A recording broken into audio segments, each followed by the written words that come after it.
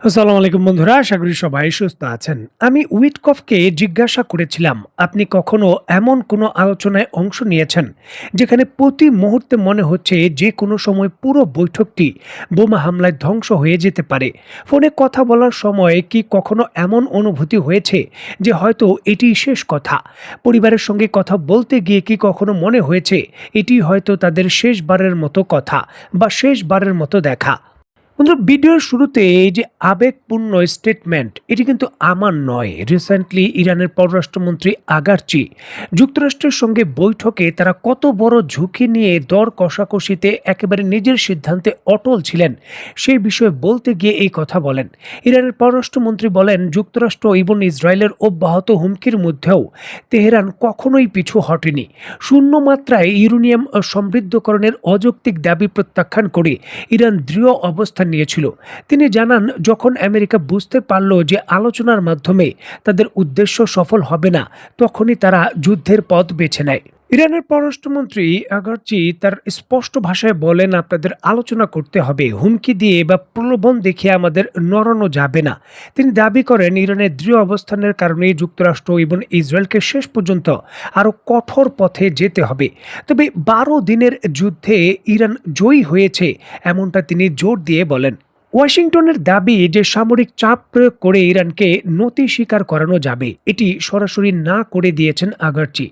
গত জানুয়ারিতে যুক্তরাষ্ট্র যেভাবে ভেনেজুয়েলার প্রেসিডেন্ট নিকোলাস মাদুরোকে আটক করে সরকার বদল করেছিল, সেই উদাহরণ টেনে তিনি বলেন, ইরান ভেনেজুয়েলা নয়, এখানে একক ব্যক্তির উপর সবকিছু নির্ভর করে না। তিনি তার বক্তব্যে বলেন, ইরানের ক্ষমতা কাঠামো বিভিন্ন স্তরে বিভক্ত এবং ঐক্যবদ্ধ নেতৃত্বের অধীনে চলে, তাই একজন নেতাকে সরিয়ে দিলেই পুরো ব্যবস্থা ভেঙে পড়ে না। দেখুন, একদিকে পরিস্থিতি যাই হোক না কেন, ইরান তার জাতীয় স্বার্থে কোনো ছাড় দেবে না এবং তার জন্য সর্বোচ্চ আত্মত্যাগের জন্য ইরান প্রস্তুত রয়েছে।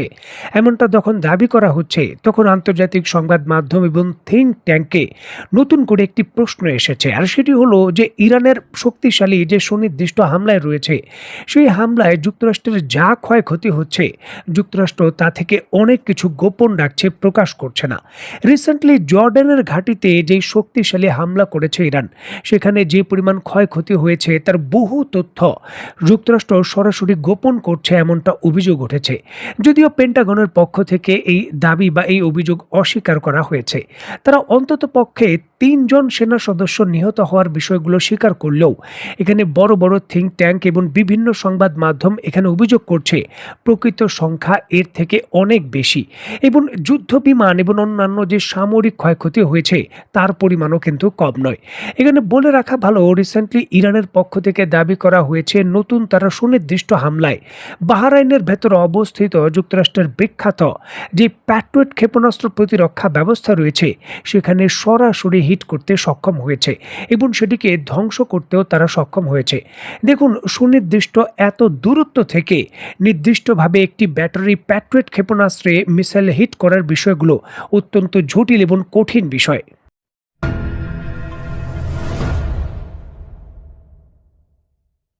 ইরান তার নতুন হামলায় উপসাগরীয় দেশগুলোর যুক্তরাষ্ট্রের ঘাঁটিতে হামলা করছে, এমনকি 1000 কিলোমিটার বা 1200 কিলোমিটার দূরে অবস্থিত জর্ডানের ঘাঁটিতে হামলা করছে।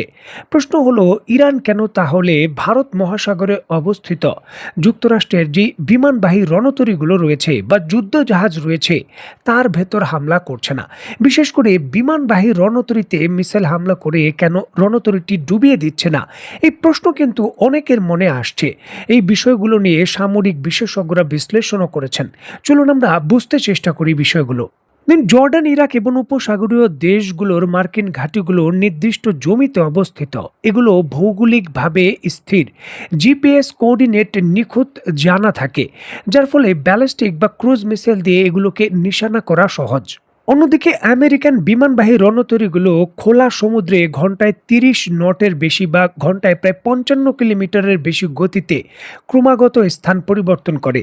বিশাল সমুদ্রে এই ধরনের চলমান লক্ষ্যবস্তুর রিয়েল টাইম লোকেশন পেতে উচ্চমানের স্যাটেলাইট নেটওয়ার্ক এবং ওভার দ্য হাইরোজন OT8 রাডার লাগে, যা ইরানের ক্ষেত্রে বেশ কিছু সীমাবদ্ধতা রয়েছে, চীনের সহযোগিতা নিতে হয়। আর চীন এখন সরাসরি যুক্তরাষ্ট্রের বিমানবাহী রণতরী ডুবিয়ে দিয়ে একটি বড় বিশ্বযুদ্ধ ডেকে আনতে চায় না। দেখুন, আমেরিকান বিমানবাহী রণতরীগুলো একা চলাচল করে না, এর সঙ্গে 10 থেকে 12টি যুদ্ধ জাহাজ থাকে, মানে আকাশ প্রতিরক্ষার বলয় থাকে অত্যন্ত শক্তিশালী, যেখানে মিসাইল হামলা করে মাত্র কয়েকটি মিসাইলই হিট করার পসিবিলিটি থাকে।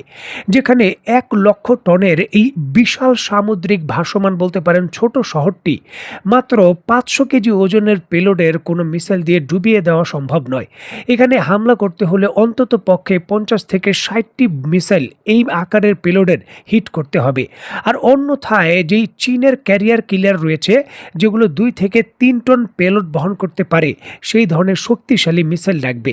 আর সেই ধরনের শক্তিশালী চলমান টার্গেটে হিট করার জন্য যে মিসাইল প্রয়োজন, সেটি ইরানের কাছে এখনও নেই।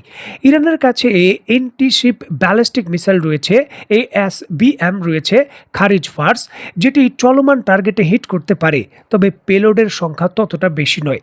পেলোড কিন্তু এখনও সেই বলতে পারেন 300 থেকে 400 কেজির মধ্যেই সীমাবদ্ধ। দেখুন, কৌশলগত আরেকটি দিক রয়েছে। একটি বিমানবাহী রণতরীতে যুক্তরাষ্ট্র 4 থেকে 5 হাজার নাবিক অবস্থান করেন। যে কোনো ধরনের হামলা এই 4 থেকে 5 হাজার নাবিক যদি নিহত হন, তাহলে যুক্তরাষ্ট্রের উপর সরাসরি প্রেশার চলে আসবে ইরানের উপর সর্বাত্মক হামলা শুরু করার, বলতে পারেন অনেকটা বড় যুদ্ধের মতো, যেখানে বর্তমানে যুক্তরাষ্ট্রের ভেতরেই ইরানের বিরুদ্ধে এই যুদ্ধ নিয়ে দ্বন্দ্ব রয়েছে। মানে ডোনাল্ড ট্রাম্পের পক্ষে সবাই কিন্তু নেই, এখানে বিভক্তি রয়েছে। যদি এখানে বিমানবাহী রণতরীকে ডুবিয়ে দেওয়া হয়, তাহলে ইরান যুদ্ধে যারা বিপক্ষে রয়েছে সেনেটর, তারা সরাসরি ট্রাম্পের পক্ষে চলে যাবেন এবং বড় ধরনের হামলার জন্য অর্থনৈতিক ছাড় দেবেন।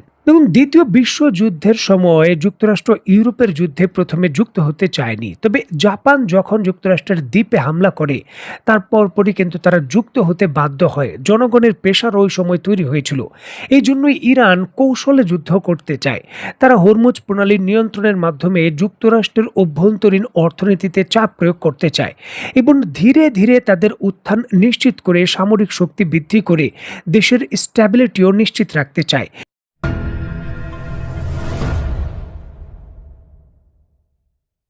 দেখুন, ইরান অনেকটা চীনের কৌশল অবলম্বন করতে চায়। 1990 সাল থেকে 2010 সাল, এই 20 বছর চীন কোনো ধরনের ঝামেলায় জড়ায়নি। তারা সকল ধরনের সংঘাত এবং বৈশ্বিক সকল ঝামেলা থেকে নিজেকে দূরে রেখেছে, কারণ চীন ওই সময়ে বিশ্বে নিজেদের উত্থান নিশ্চিত করার জন্য নিজেদের অর্থনীতি এবং প্রযুক্তি নিয়ে কাজ করছিল। 2010 সালে তারা যখন অর্থনৈতিক এবং প্রযুক্তিগতভাবে অত্যন্ত স্বাবলম্বী হয়ে যায়, তারপরই বিশ্বে তাদের জানান দেয় এবং বর্তমানে তাদের পরিস্থিতি অত্যন্ত শক্তিশালী। ইরান ঠিক এমনটাই করতে চায়। ইরান একটা সময় চায় নিজেদের সামরিক প্রযুক্তির উত্থান এবং অর্থনীতিকে স্ট্যাবিলিটি করার জন্য, আর এই জন্য তারা এখনই বড় যুদ্ধে জড়াতে চায় না। তবে তাদের চাওয়া না চাওয়ার উপর কতটুকু যুক্তরাষ্ট্রের স্ট্র্যাটেজি বাস্তবায়ন করার বিষয় নির্ভর করে তা প্রশ্নবিদ্ধ, কারণ বর্তমানে যুক্তরাষ্ট্র ইরানের বিরুদ্ধে আরও বড় হামলার জন্য বিপুল পরিমাণের যুদ্ধ বিমান মধ্যপ্রাচ্যে প্রেরণ করছে। দেখুন, পূর্বে যুক্তরাষ্ট্র ইরানের বিরুদ্ধে যে সামরিক মিশনগুলো পরিচালনা করেছে, সেখানে মূলত F-35 এবং যে F-15 বিমানগুলো রয়েছে সেগুলোই ব্যবহার করা হয়েছে।